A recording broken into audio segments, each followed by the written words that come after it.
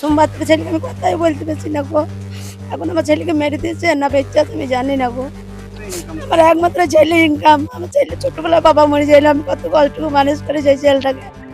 ভিন রাজ্যে কাজে গিয়ে নিখোঁজ মুর্শিদাবাদের সালারের এক যুবক, চিন্তায় পরিবার। প্রতিবেশীর সঙ্গে কানপুরে কাজ করতে গিয়ে প্রায় 2 মাস ধরে নিখোঁজ মুর্শিদাবাদ জেলার সালার থানার অন্তর্গত এরেরা দাসপাড়া গ্রামের ইন্দ্রজিৎ নামে এক যুবক। নিখোঁজ ইন্দ্রজিতের মা রেখা দাস বলেন, আমার ছেলে গত নভেম্বর মাসে 11 তারিখ থেকে নিখোঁজ, তার কোনো সন্ধান পাওয়া যাচ্ছে না।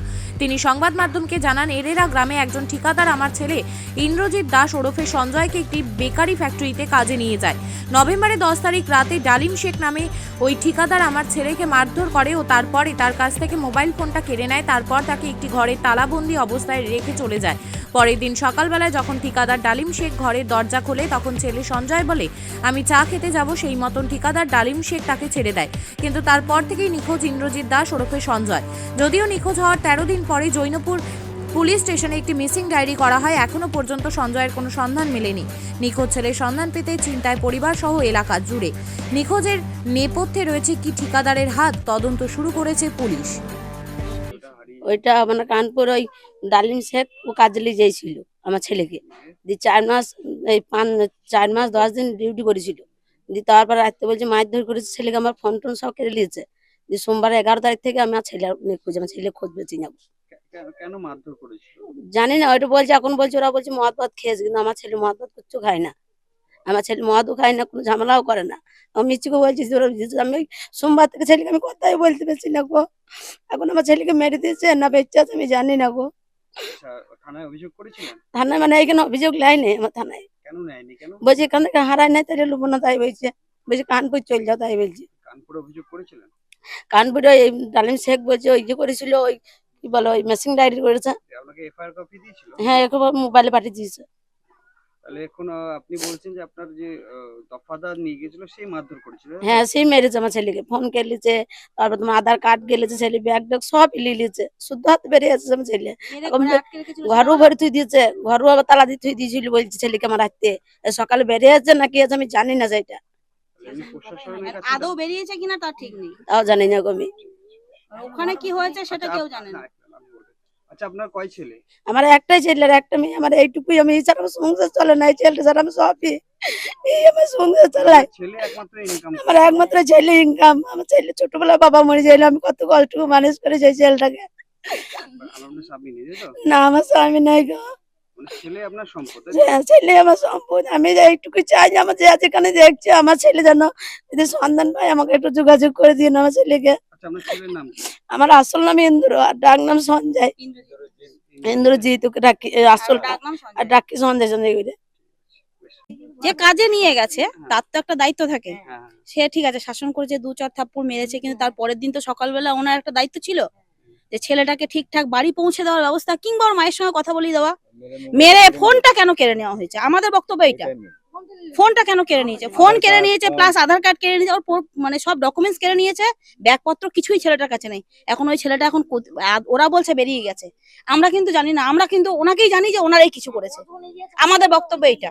মানে উনি দায়িত্ব করে নিয়ে গেছেন, ঠিকাদার দায়িত্ব করেই তো নিয়ে যায়। মানুষ তো পেটে দেয়, কাজে যায়। এখন যদি কেউ বলে যে তুমি পাঠিয়েছো কেন, এটা তো ভুল কথা না। এবার আমাদের সকলেরই বক্তব্য, ছেলেটাকে উনি মেরেছেন কেন মেরেছেন, প্লাস ফোনটা কেন কেড়ে নিয়েছেন, তাহলে দায়িত্ব এখন আধার কার্ডটা সবকিছু ডকুমেন্টস ওর কাছ থেকে কেড়ে নেওয়া হয়েছে। এটা কেন করা হয়েছে? কতদিন আগে নিখোঁজ হয়েছে? এটা হচ্ছে আপনার নভেম্বরের 11 তারিখের ঘটনা, না 10 তারিখের ঘটনা। 10 তারিখ রাতের ঘটনা। এখন ঠিকাদার কি বলতে চাইছে? ওনার ঠিকাদারের সঙ্গে কোনো, আমি তো কোনোদিন আমি তো লোকটাকে দেখিনি। প্রথমত এর সঙ্গে একে বলছে মুখ খারাপ করেছে, এর মেয়ে ফোনে কথা বলছে, এর মেয়ে জামাই, তো ওদেরকেও মুখ খারাপ করে কথা বলছে, মানে খিস্তি মারছে, অশ্লীল ভাষায় কথা বলছে।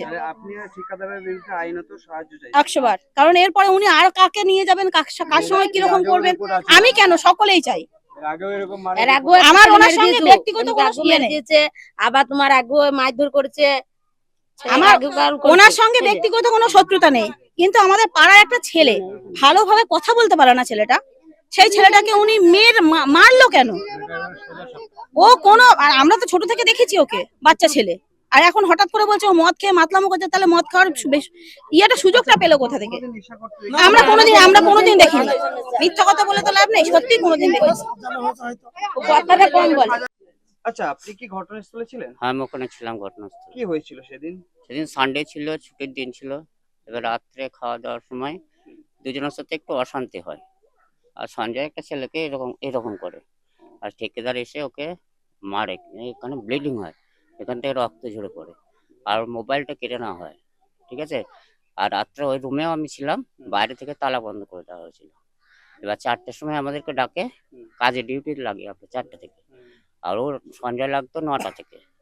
আমরা যখন ডিউটি লাগি তখন সঞ্জয় ঘুমাচ্ছিল ওখানে। ঠিক আছে। তারপর ও চা খেতে যাবো বলে বেরিয়ে গেছে। সিকিউরিটি কি করে ছেড়ে দিয়েছে তা জানি না ওকে। এবার ঠিকাদার তো দায়িত্ব না, যে বাচ্চা যেহেতু অবশ্যই। মারধর করেছে, তো ব্লিডিং হয়েছিল, হাসপাতাল কি নিয়ে গিয়েছিল? হাসপাতাল নিয়ে যাওয়া হয়নি ওকে। তো এখন আপনাদের কি অভিযোগ এখন? আমাদের অভিযোগ ছেলেটাকে যেন আমরা ফেরত পাই, রিটার্ন পাই, আইনত ব্যবস্থা না হয়। ওখানে কি কাজে করতেন আপনারা? আমরা টোস্টের ফ্যাক্টরিতে কাটিং প্যাকিং এর কাজ করতাম। সালার থেকে শাহিন শেখের রিপোর্ট, চেতনা নিউজ।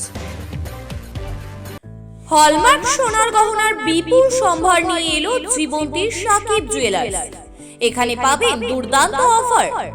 সোনার গহনার বিশ্বস্ত প্রতিষ্ঠান Jibonti Sakib jewellers and makers. একাধিক আকর্ষণীয় সোনার গহনার নকশা নিয়ে হাজির সাকিব জুয়েলার্স। নেকলেস থেকে কানের দুল, আংটি থেকে বিয়ের শাখা, পলা, নোয়া বাঁধানো সব ধরনের গহনাই পাবেন জীবন্তীর একমাত্র বিশ্বস্ত প্রতিষ্ঠান সাকিব জুয়েলার্সে। এখানে গ্রাহকের মনের মতো করে গয়না তৈরি করে দেওয়ার ব্যবস্থা রয়েছে। শুধু সোনার গহনাই নয়, কম দামে রূপোর, চাঁদির গহনার অভাবনীয় কালেকশনও রয়েছে জীবন্তী সাকিব জুয়েলার্স অ্যান্ড মেকার্সে। আমাদের ঠিকানা জীবন্তী বাস স্ট্যান্ড, শাহিদ হাজি মার্কেট, কান্দি, মুর্শিদাবাদ। যোগাযোগ নম্বর 9932846770 অথবা 7478666786।